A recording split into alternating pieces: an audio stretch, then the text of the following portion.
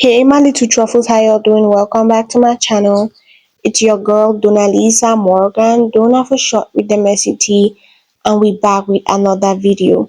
Before we get into the drama, I wanna say everything on this commentary is alleged. Let's get into it, y'all. So Nicki Minaj out here facing backlash for constantly using AI to promote her ish.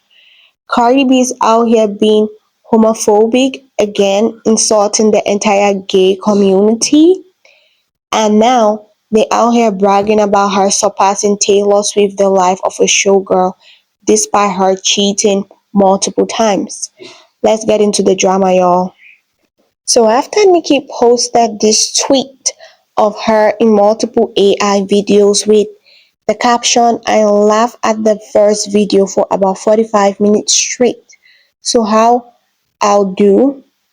Are you a number one, number two, number three, or number four in the mood right now? Then one fan out here dragging her with the caption, what is actually happening to Nicki? And then comes the Bardi gang also inserting themselves rather than streaming their faves album. Nicki Minaj has come under fire over her non-stop use of AI, knowing the brutal effect it has on an underdeveloped community. Her fans are side-eyeing the 43-year-old Trinidadian rapper, wondering if they have to survive another AI power promoting nightmare for the upcoming album, just like she did during the Pink Friday 2 era. Well, why are you also concerned about Nicki? Focus on streaming Am I Desperate because it's flopping and going down the charts pretty quick rather than Nicki's album.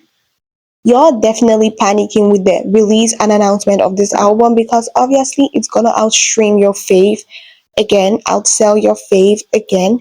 And the so-called AI, you're out here saying, oh, it's chaotic, oh, it's bad for Nicki's brand. Mind y'all, the Barbs created Gag City on the entire AI brand. And mind y'all, Nicki, the Barbs, and so many other celebrities hopped on the Gag City trend. This same AI helped sell out Nicki's concerts and so much more. So why you're tripping? That definitely your fave can relate because if Cardi B ventures and dared hops on any AI trend, it's gonna be extremely disastrous. Can y'all agree with me on that? Let me know in the comment section. Moving on to Cardi B. So Cardi B out here facing backlash again for being extremely disrespectful and using the F word on spaces.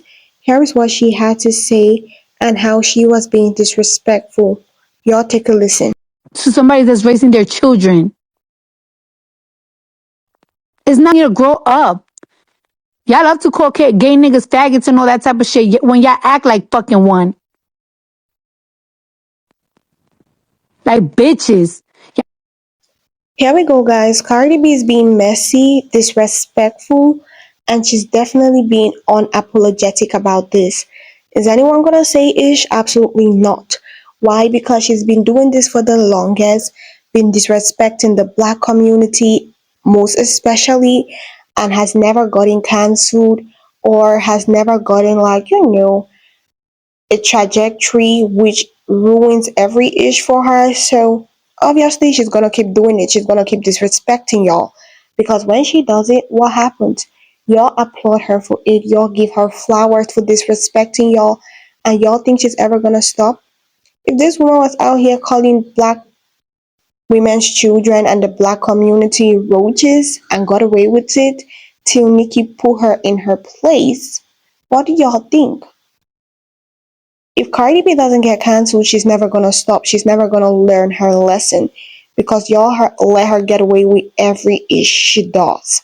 Rather, y'all give her flowers for being this crazy, narcissistic, mentally deranged person. No shade.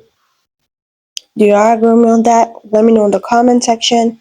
Please like, comment, and subscribe, and do not forget to turn on your notification buttons so that I don't miss out on all the tea I will be dropping.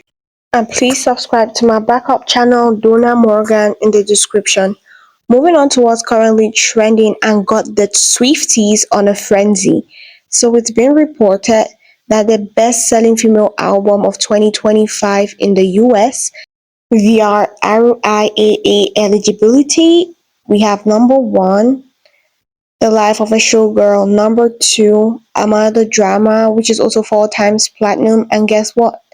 Cardi B out here doing it in a lesser time than Taylor Swift. Y'all, this is mind blowing. So apparently, Barty Gang out here bragging about the fact that Cardi B was able to achieve this in the space of 1 week. Yeah, she went platinum, four times platinum in the space of 1 week. But here is what this stupid, slow Barty Gang can get. The fact that they out here comparing old songs which are literally older than COVID to the Life of a Showgirl album. All the tracks on the Life of a Showgirl doing all the numbers were literally dropped when the album got dropped. But Cardi B, on the other hand, bundled all the old songs she's ever dropped on this album just to get the numbers. Y'all want to know why? Because the actual recent songs on this album flopping so hard. Cardi B is still struggling to hit the 500K mark with this album in close to 70 days of the album being released. When you're talking about the recent songs on the album, she knows that for sure. She knows the album is a flop and that ain't changing anytime soon. It's gonna be interestingly more humiliating. That's why she's out here running around getting all the old songs, the Please Me, the Press, the Brush, yeah, and so many other old songs, the Up, the WAP, including it on her album. Y'all wanna know why? Because she knows for a fact. Without the songs, how's she gonna hide the fact that this album flopping this hard? Because when y'all check out the stats, oh, four-time platinum, that's insane. That's wild. She's out here trying to compare herself with Taylor Swift, who has put in the work to build an organic fan base. Do y'all know what it means for you to be out here selling 4 million units plus? It's insane, right? It's wild. But yeah, Taylor out here doing it. And then Cardi B drops an album which is struggling to get to the 200K mark and ends up selling 199 despite her running on the streets begging, selling the album for less than a hot dog. Y'all want to compare those numbers to Taylor Swift? Yeah, y'all might be like, oh, Taylor dropped multiple versions of her album. Cardi B did the exact same ish. But guess what? People bought Taylor Swift's album. She wasn't selling it for $4.99, wasn't giving $5 coupons. She has been number one on the chart for the longest. I y'all want to compare that to Cardi B's album? Like, be for real. That's so absurd. It's a disrespectful comparison at this point. The fact that y'all thinking, oh, Cardi B broke this record. Like, how the F is this even up for debate? How the F? And mind y'all, no one's speaking out about Cardi B doing this despicable cheating scheme. Just when you think Cardi B has done it all, she comes up with a new scheme to top the chart because she can do that organically. Who knew Cardi B could include 8-year-old or 7-year-old songs on her album? No one. Till she did it. No one's talking. But if Nicki wanna do this, they're gonna be like, oh, Nicki's old and washed. That's why she's trying to include old songs on her album. But now when Cardi B does it, everyone has gone mute, including Billboard. Right. But they were so eager to deduct 100K sales from Nicki Minaj's album. Y'all feel me? And what's up with all these multiple versions? Honestly, I thought Billboard was gonna, deduct the numbers because it doesn't make sense for her to be selling her album that cheap. But with Cardi B, everything is possible. Knowing fully well the industry has bought all these media outlets to destroy Nicki, what's Billboard? The same Billboard who people pay to go number one on? Everything is possible with Billboard. So at this point, yeah, I don't believe the stats coming from Billboard at this point because they've cheated along the way multiple times, giving undeserving artists multiple number one album, multiple number one tracks on the Billboard Hot 100 included. These people out here losing their credibility at this point. Because explain that ish to me. I'm not trying to be messy, just out here asking questions. Y'all feel me? After what happened with Ghana and Young Talk, I know everything in the industry is so effed up and messy. No one does shit organically. Everyone cheating their way to the top. No shade. And the only reason Cardi B hasn't continued cheating her way to the top is because girl is broke and needs money. She's drowning in debt. That's for sure. Do y'all agree with me? And what do y'all think about Cardi B getting compared to The Life of a Showgirl, the masterpiece?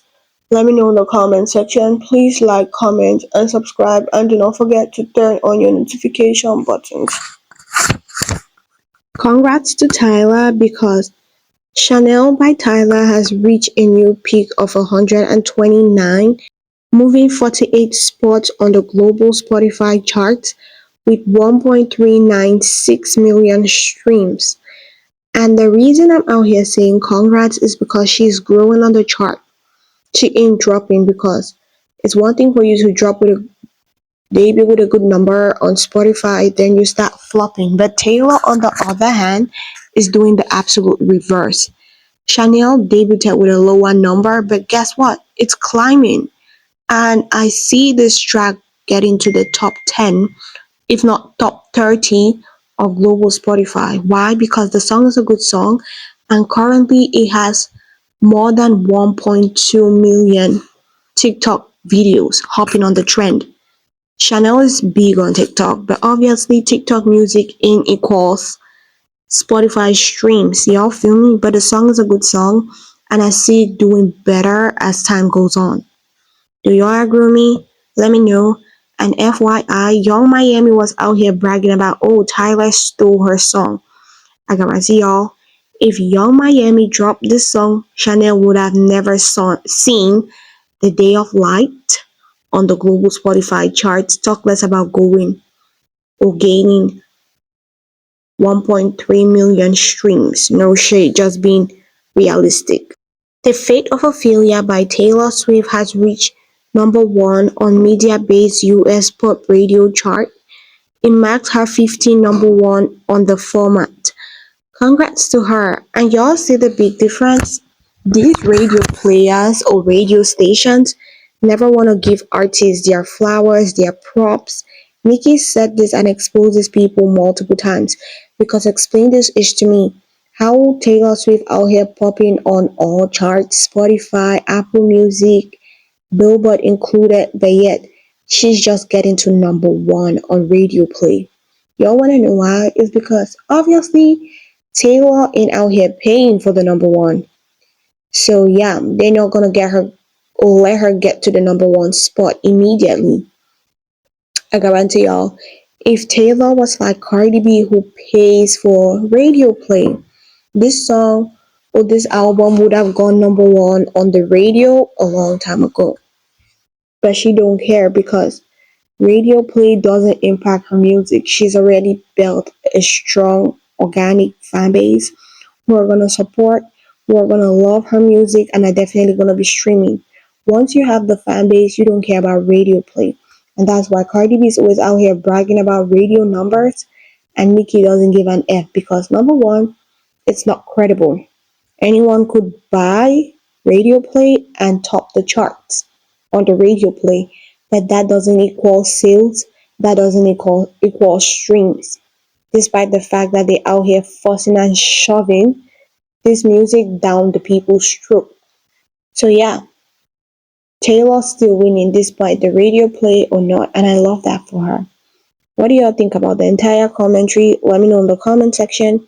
Please like, comment, and subscribe, and do not forget to turn on your notification buttons so that I don't miss out on all the tea I'll be dropping.